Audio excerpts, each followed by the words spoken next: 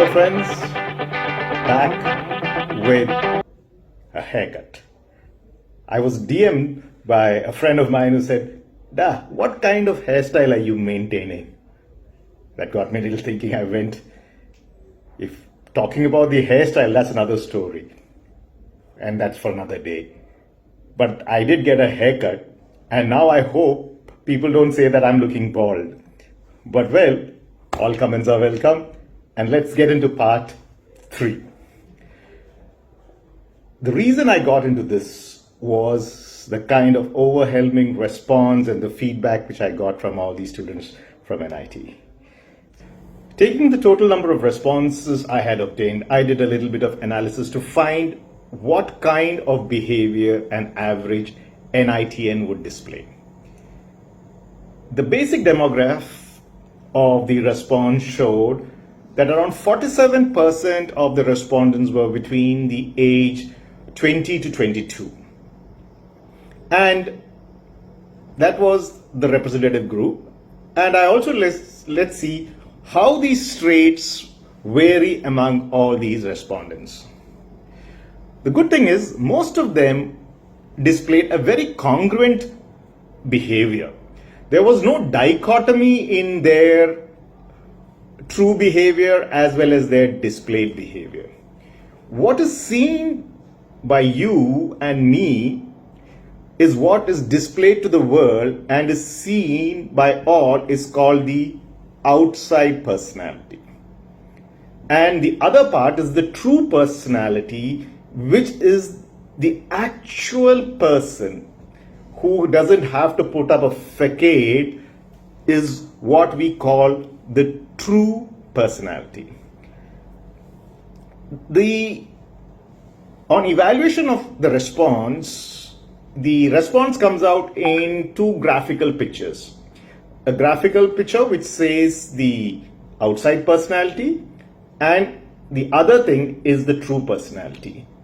And along with this personality scores, there are 4 sub-traits which are marked out. One is the conscientiousness, the other is the steadiness, third is the influencing, and the fourth is the dominating.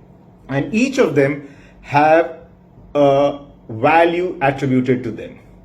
We'll see as we discuss this further. These are all percentage scores, which would be the numbers which would be against each of these 4 sub-traits which will be evaluated. The combination of these 2 graphs tell a story about this individual who has taken the evaluation. Let's look at what this data showed.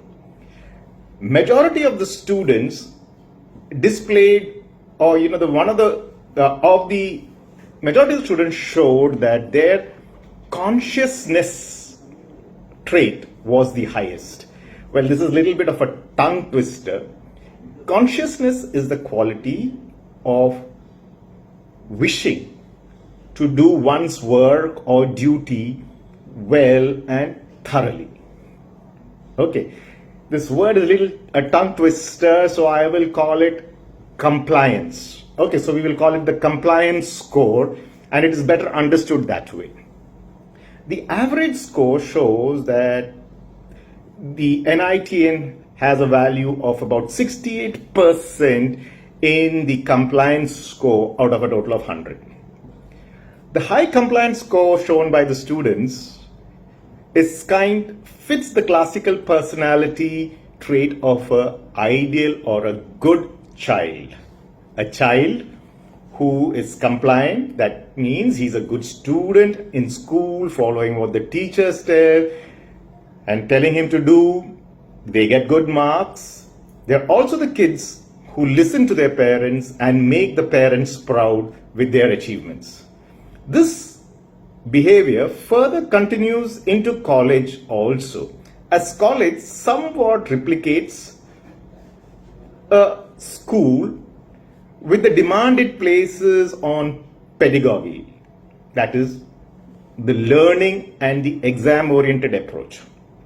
Also, college or an engineering college is not exactly similar to a school because the teaching method is slightly different and there is a certain process change. The effect of this change can be seen in the external behavior falling from this value of 68 to 62. This happens because of the change in the learning environment, also because of the newfound freedom of staying away from the family and the dynamics of hostel and college life. The secondary style, what most children displayed was the high D score or the dominating factor.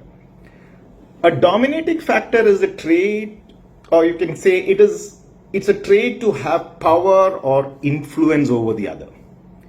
Their true behavior shows about 60%, which is actually happens 60%. This actually happens because of the privileges they have been enjoying at home.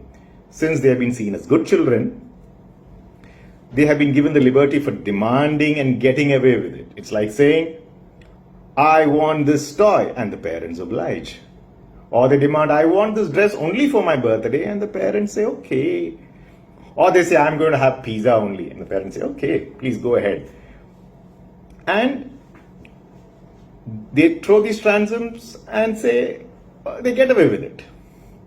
Most parents oblige to these demanding behavior because they are considered as good children, compliant students, and delivering in school. Hence, parents also ignore this dominating behavior.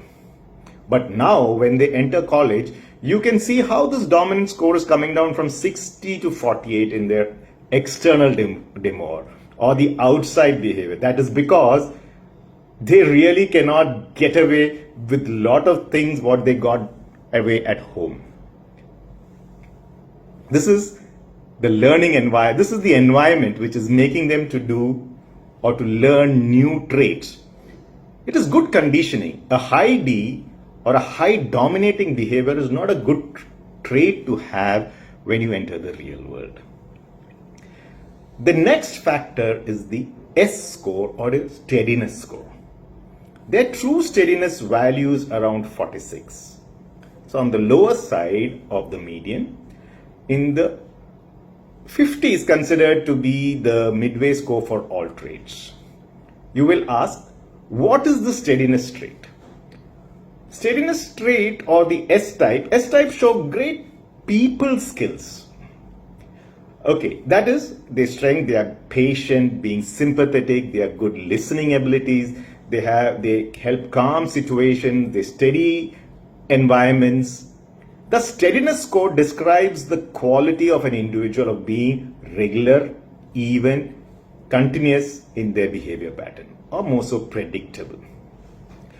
For most IITians, the steadiness, though, is a little bit on the lower side, can be attributed to the security and comfort provided by staying within the family.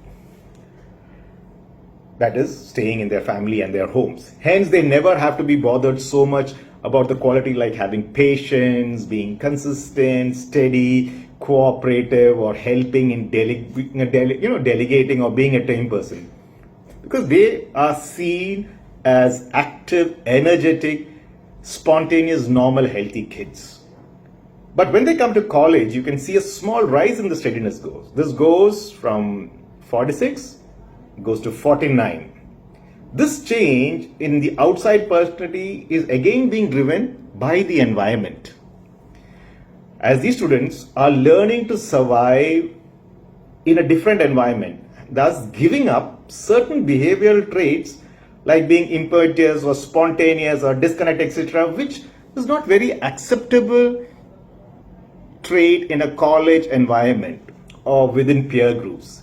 This change again is being made by the environment and in helping build a positive personality. But the most concerning factor is the low I or the influencing factor. Influencing is a skill set where our behavior or approach is used to change someone else's thought process.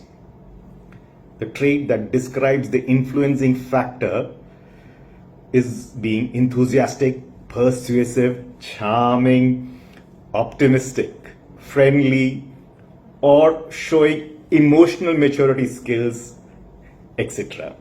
Now, what behavior does the influential score depict is what you will ask. A good influencing score should be around 60 to 80. At this score, one will function as an effective individual who can project his true self with confidence and get the recognition needed without antagonizing anybody.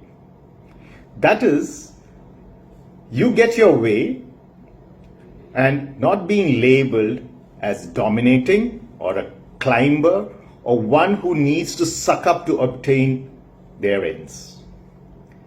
The score presently being shown by these youngsters as their true behavior is only 34 and their external score is only 35. That is just an increase about 1%. This low score can be understood as these skills are not so much in demand as they are growing in school and in the family circles, but must be learned to survive as you grow through college and when you get employed. But what we see is that is not happening. There is a very small increase in the external score, which is around 35, which is way below the halfway mark. Thus, like other traits, where the environment is inducing certain positive changes into the behavioral pattern of an individual, that same thing is not happening here. What the scores would describe these individuals as controlled, rational, contemplative, reciprocatory, factual, introspective, or quiet. These per se are not bad traits, but the market doesn't attribute much value. The market is looking for an enthusiastic, persuasive, charming, optimistic, friendly person. In other words, an engineer with high soft skills. These skills are the differentiators and are given more weightage, thus making these engineers more attractive when they are put up for employment. Now, if I ask you, what would you look when you have to choose between engineers having the same knowledge and skill sets? Say, 100 IT students go for an interview and they show the same knowledge level and competency. Now, obviously, you will select the student which has a higher I score will be selected because the employer sees more future in him. Right? Let's end part 3 here. And here I leave you with a question. Why are the students not developing these soft skills or these I-valued skills? Well, we know what an average NITN behavior pattern and style is. In the next part, we look what the market and industry needs and how does an average NITN fit in. Bye for now. Take care. See you with part 4. Bye.